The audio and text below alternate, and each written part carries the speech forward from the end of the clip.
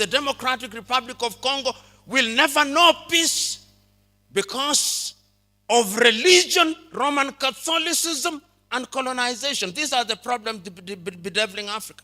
And we never say it. Africans pray for what they can work for. That is not the divine instruction. We must never forget that the Roman Catholic Church was involved in slavery, and they have apologized for it. We must never forget that the Church of England was involved in slavery, and they have apologized for it using the Bible. Hello, this is Kachina with Kachi Narrations. Religion is the problem bedeviling Africa. Now, those are not my words, but are the words of Dr. PLO Lumumba. Recently, Dr. PLO got to address the Association of Christian Theological Education in Africa, and he was addressing so many theologians in one sitting. I can tell you for a fact, Dr. PLO Lumumba had nothing to hide. In fact, he called a spade and he called a spoon a spoon. He had so much to say to these theologians and did not hide anything. Now, without wasting any time, I will play the clip, and then at the end of the video, I will give my thoughts and comments on all that he would have said. Today, I dare say that one of the greatest problems that bedevils Africa is religion. It is one of the things that debilitates Africa. Africa now finds herself in a space where many believe, wrongly in my view, that all our problems will be solved through prayer and fasting. Wrong. The divine instruction, as I understand it, was go ye and subdue the earth, and by the sweat of thy brow thou shalt eat. There is no shortage in Kenya, even those of you who came from outside, who have seen many crusades in billboards in Nairobi, Kenya. And when you travel across Africa, there is no shortage of individuals going by different names: prophet, prophetess. And yet those of you who are students of theology will be told that the age of prophethood ended, some say with John the Baptist, some say with Micah, but they are prophetess and prophets. There is no shortage of apostles running around Africa producing rabbits out of hats in the name of fake miracles. There is no shortage of them. That is part of the African problem, but we do not want to confront it, particularly you theologians. You do not want to confront it. There is now a theology in Africa of making people feel good without making them good. That is wrong theology. It is unbiblical and is dangerous to Africa. Because the Bible that I read does not say it. The Bible that I read is specific and unequivocal. My own church, I saw in England the clergy coming complete with a dog's collar, apologizing for people who are engaged in LGBTQ, saying that God loves them. Yes, he does, but God does not love sin. And the last time I checked, and the Bible has not been revised, one of the reasons why Sodom and Gomorrah was destroyed was because they engaged in those.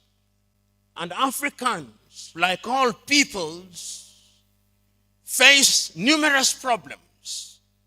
And human beings face numerous problems.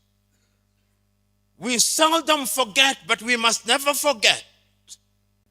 We must never forget that in Southern Africa, the apartheid regime was underwritten through verses from the Bible by the Dutch Reformed Church.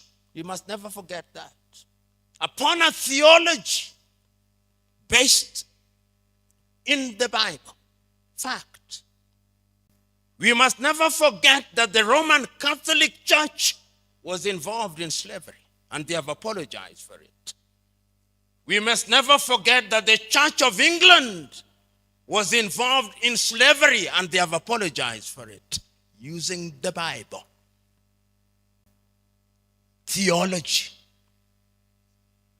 Slaves, obey your masters like you obey Christ in the Bible. Not revised. You go and read it. There is a verse like that. When slavery was gone, it is Christians again, William Wilberforce. And I can, through history, see him standing in the House of Commons saying that slavery should be abolished, but that Africans should not be freed even when slavery is abolished and slave trade. After slavery, colonization came. And today we are in this assembly. I'm using English language which was imposed on us. And those of you who come from English-speaking countries, you referred to as Anglophone. Those of you who come from French-speaking countries, you are referred to as Francophone. And those from Portuguese are referred to as Lusophone. Soon there'll be Sinophone. We don't speak Yoruba. I'm not speaking Yoruba. I'm not speaking Kiswahili. There is no Kiswahili interpreter here. There are only French and Portuguese and English. Part of the African problem. Because the colonial project was a dehumanizing and humiliating process. And religion and theology were at the heart of it. That is why when the European colonizer, we used to be taught in school that the flag followed the cross. I went to Zanzibar, and a young man was taking me through the dungeons, and he showed me there was the school where they taught Africans that they may use them in their labor. There is the church that they touch their spirit, that they may be spiritually confused. And there is the hostel where they treated them that they may use them as labor. I'd never heard such interpretation. That is why when theology came, we were told that in order to be a Christian, you must be John or James or Joel. You cannot be Taiwo, no. That is not a Christian name. Christian name must be John, Joseph. Who said it? Whose theology is it? Who said that in order to be a Christian, you must be John? Who said it? That is jaundiced theology. That is racist theology. Because when you want to change a person, you give him your name. Those of you who have watched Roots will know this. Alex Haley's Roots. You capture Kunta Kinte, and in order to dehumanize him, you call him Toby. That is also theology. This is the reality. This is part of the problem. The Democratic Republic of Congo will never know peace because of religion, Roman Catholicism, and colonization. These are the problems bedeviling Africa. And we never say it. When my child was young and wanted to be baptized, I went for preparation. She had not attained the age of majority. She was 1. And my provost at the All Saints Cathedral asked me whether I believed in child baptism. I said, I don't. It's not biblical. There is nowhere in the Bible where anybody was baptized as a child. And if it was biblical, Christ would have been baptized as a child. Then he said, why do you bring your child? I said, because I know you people. When my child comes here as an adult, you'll ask her, why were you not baptized? So she got baptized, but I said it has no biblical basis completely. This is man-made. Then they say, but they used to dedicate the children. I say that was Jewish tradition. Christianity has roots in Judaism, but it's not Judaism. So the Bible can be misinterpreted. Another time, I'm invited to speak to politicians here in Kenya. And when they have read, they say that all leadership comes from God. I said, no, it's not true. There's so many crooks in leadership in Africa and elsewhere, they could not possibly be coming from God. Then they say, but it's biblical. I said, the book of Romans was written by Paul in the year 1577 to 1508 AD, 57 AD, 58, when he was going to Rome on trial. And some of the things are not inspired. They were informed by the politics of the day. He was softening the rulers in Rome, but it did not help him. When he arrived there, he was arrested, detained, and he was executed. So it is not true that all these things are inspired. And if you read Rome and the book of Romans historically, you'll see that there are things that are Paul's own opinion. And you who are theologians may debate about it. The Christian of Berea questions.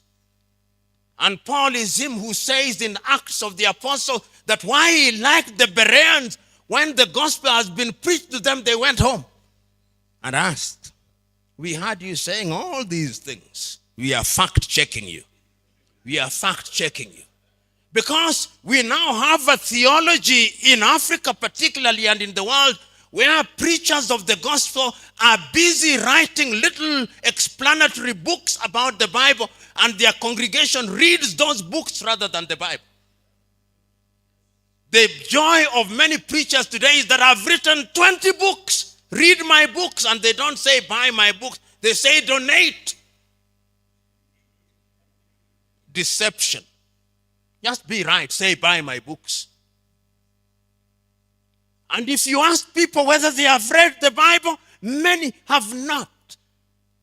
I did a challenge. I'll not do it here because some of you will fail. I told in a congregation, I want you to recite to me the Lord's Prayer without referring to any book. Out of 10, only 2. Then I said, I want you to tell me the 10 commandments in the order in which they were given. Only 2. Only 2. But say what the pastor has said in his book about the last days, they can memorize everything. In the last days, Matthew 24:24, there shall be many Christs, and they shall mislead many, even the very elect. Africans pray for what they can work for. That is not the divine instruction. Paul was still making tents. We must continue working. Faith and works. We have converted God into an operator of a lottery and a casino, where upon tithing, then you will get more. You say tithe and you will get more. That is why you have all these dangerous things that are now emerging even in Christianity. Extremism. Well said by Dr. PLO Lumumba. My wish is that most, if not all, Africans should get to hear this information, because this is information that is not out there and it needs to be out there. This is eye-opening information being oozed by Dr. PLO Lumumba. Well, he goes ahead and says that the church plays a prominent role in the poverty levels that are striking Africa at the moment. And with all honesty, I would like to agree with that, because I, as an African living in Africa, I can attest to that. We have so many pastors, preachers, or the clergy at large having to own so much property and being wealthy at the expense of their believers. This is not a story that I'm making up. It's something that we are seeing here in Africa. People get to believe to the extent that they give all that they have to their preachers and to their churches. They give all of their time, their dedication to their churches in the name of religion. Now, all these adds up to the poverty levels. People don't want to go to their workplaces. People don't want to work. Africans want to pray for problems they can work for. Africans do put in most of the prayer and very little work. Well, I think that needs to be changed. And how do we change that? We should begin questioning the kind of theology and religion that we are sold. If we are told something, we should question, because it is evident that the game has been rigged. Religion has been used to colonize us, and PLO Lumumba has explained it in the most exquisite manner. He has explained it very well. The game has been rigged, and Africans, we need to wake up. That was a very, very good speech, and I like PLO Lumumba, and that's why I usually post his videos in this channel so that I can share the information with the whole world, because I believe the whole world needs to get this. Now, if you have enjoyed that video, please give it a thumbs up, leave a comment, and don't forget to subscribe and press the bell icon so that you can get notified each and every time I post a new video.